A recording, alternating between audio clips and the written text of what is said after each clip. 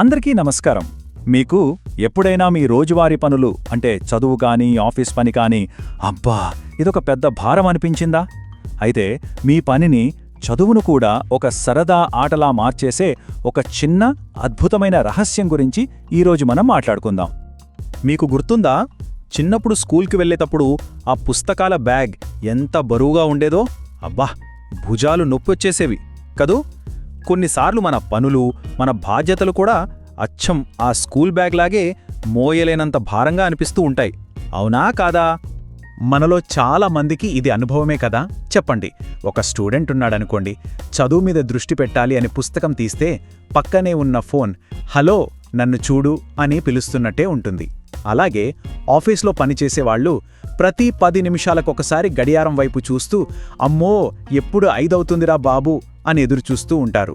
ఇక ఇంట్లో మన అమ్మలకు అక్కలకు పాపం వాళ్లకి వంట చేయడం కూడా ఒక్కోసారి పెద్ద శిక్షలా అనిపిస్తుంది. అయితే ఇక్కడే ఒక చిన్న మ్యాజిక్ ఉంది. మన ఆలోచనా విధానంలో కేవలం ఒక్క చిన్న మార్పు చేసుకుంటే చాలు, మొత్తం మారిపోతుంది. ఎలా అంటారా? ఉద్యోగాన్ని కేవలం జీతం కోసం చేసే ఒక శిక్షలా కాకుండా అదొక ఆట అనుకోవచ్చు. చదువుని పరీక్షల కోసం కాకుండా ఆహా ఈరోజు కొత్త విషయాలు నేర్చుకుంటున్నాను అని ఆనందంగా ఫీల్ అవ్వచ్చు. నమ్మండి, ఏ పనైనా సరదాగా చేయగలం. ఈ అద్భుతమైన మ్యాజికల్ మానసిక స్థితినే ఫ్లో అని అంటారు. ఫ్లో అంటే ఏంటి అంటారా? చాలా సింపుల్. మనం ఒక పనిలో అలా పూర్తిగా లీనమైపోతాం. ఎంతలా అంటే సమయం గడిచిపోతున్నా తెలియదు, ఆకలి వేస్తున్నా గుర్తుండదు, అలసట కూడా అనిపించదు. ఎందుకంటే ఆ పని చేయడం మనకు అంత ఇష్టం, అంత ఆనందం. వినడానికి చాలా బాగుంది కదూ. సరే, మరి నిజ జీవితంలో ఈ ఫ్లో అనేది ఎలా ఉంటుందో కొన్ని చిన్న చిన్న సింపుల్ ఉదాహరణతో చూద్దామా? ఒకసారి ఊహించుకోండి, ఒకే క్లాస్లో 2 స్టూడెంట్స్ ఉన్నారు. ఒకరు అమ్మో ఎగ్జామ్ పాస్ అవ్వాలి అని చాలా బలవంతంగా చదువుతున్నాడు, అతనికది నరకంలా ఉంది. కానీ మరొకరు ఆ సబ్జెక్ట్ను ఇష్టపడి వావ్ ఎంత బాగుందో ఈ టాపిక్ అని ఎంతో ఆసక్తిగా చదువుతున్నాడు.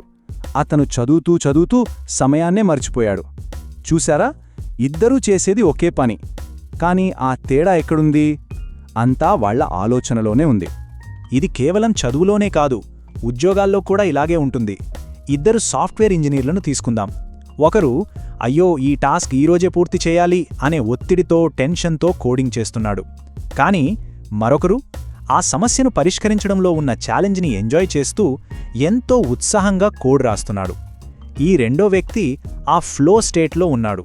చూడండి, పని ఒకటే, కానీ వాళ్ల యాటిట్యూడ్ ఆ ఎక్స్పీరియన్స్ని పూర్తిగా మార్చేసింది. ఇప్పుడు మనం మాట్లాడుకుంటున్న ఈ ఫ్లో అనే కాన్సెప్ట్కి ఒక పర్ఫెక్ట్ ఉదాహరణ ఎవరో తెలుసా?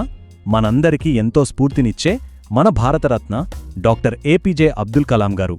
ఆయన జీవితమే ఒక నిలువెత్తు నిదర్శనం. మీకు తెలుసా, ఆయన ప్రతిరోజూ సుమారు 16 నుంచి 18 గంటల పనిచేసేవారట. అయినా సరే ఆయన ముఖంలో ఎప్పుడూ ఎక్కడా అలసట కనిపించేది కాదు. ఎందుకలా? ఎందుకంటే రాకెట్లు, మిస్సైల్స్ అంటే ఆయనకు ప్రాణం. ఆయన తన పనిని అంతకంటే ఎక్కువగా ప్రేమించారు. చూడండి, అదే ఫ్లో యొక్క పవర్. కలాం గారు ఎంత అద్భుతంగా చెప్పారో కదా. కళ అంటే నిద్రలో వచ్చేది కాదు, నిన్ను నిద్రపోనివ్వకుండా చేసేదే అసలైన కళ. వావ్, ఇదే ఫ్లో యొక్క అసలైన ఫీలింగ్. మన పని మనకు అంత ఆనందాన్నిస్తే ఇక దాన్ని ఆపాలని మనకు అస్సలనిపించదు. కలాం గారి జీవితం మనందరికీ ఎంతో స్ఫూర్తినిచ్చింది కదూ. సరే ఫ్రెండ్స్, మరి ఈ అద్భుతమైన ఫ్లోని మన జీవితంలో కూడా ఎలా తీసుకురావాలో తెలుసుకోవాలనుందా?